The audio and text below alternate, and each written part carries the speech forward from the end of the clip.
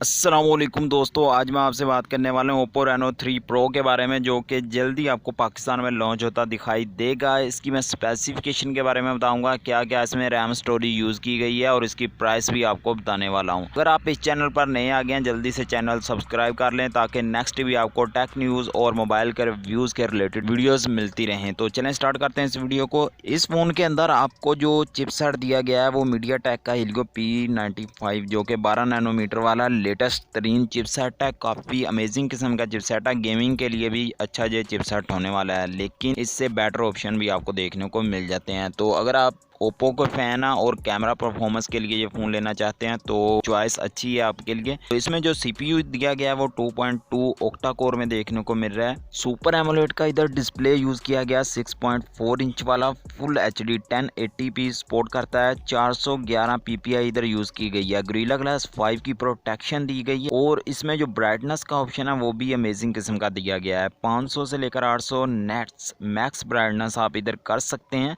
तो ये काफ़ी जिस रेंज में फ़ोन आ रहा है ये ऑप्शन तो देने इधर बनते ही थे। ये फ़ोन आपको 8GB रैम, 128GB स्टोरेज या फिर 256GB की स्टोरेज के साथ देखने को मिल जाएगा। इधर जो टाइप स्टोरेज की यूज़ की गई है UFS 2.1 है, जो कि आपको Realme 6 जैसे फ़ोन्स में देखने को मिलती है, जो कि अभी इंडिया में लॉन्च हुए हैं। तो इधर क्वाड कैमरा सेटअप यूज़ किया गया है, जो कि 64 मेगापिक्सल का मेन कैमरा है। इधर 13 मेगापिक्सल का टेलीफोटो लेंस है, जो कि अगर आप जूम वगैरह करते हैं तो अच्छी परफॉर्मेंस देगा आपको। 8 मेगापिक्सल का अल्ट्रा वाइड लेंस है। 2 मेगापिक्सल का डेप्थ सेंसर है। फ्रंट में आपको डुअल कैमरा दिया गया है, जो कि 44 मेगापिक्सल वाला ये फर्स्ट फ़ोन है जो कि आपको 44 मेगापिक्सल फ्रंट पे दे रहा है। तो काफ़ी अच्छी बात है।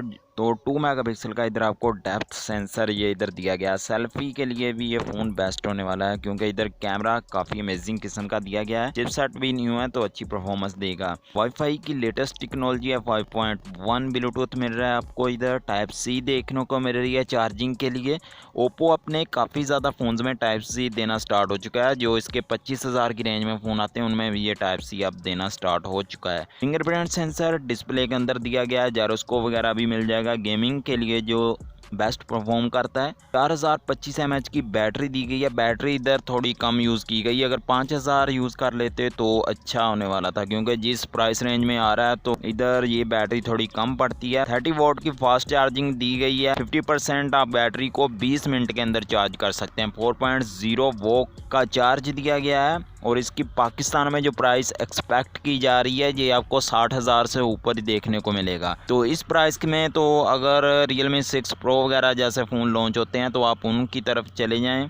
अगर आप सेल्फी के लिए ये फ़ोन लेना चाह रहे हैं, तो कैमरा परफॉर्मेंस के लिए ये फ़ोन लेना चाह रहे हैं, तब इसकी तरफ जा सकते हैं। अदरवाइज ये अच्छा ऑप्शन तो नहीं है। काफ़ी प्राइस अप रखी गई है इस फ़ोन में। स्पेसिफिकेशन इतनी ख़ास नहीं है। अगर आपको ये वीडियो अच्छी लगी है लाइक कर देना, चैनल सब्सक्राइब कर लेना अगर नया चैनल पर। मिलते हैं किसी नेक्स्ट वीडियो में। अल्लाह हाफिज़।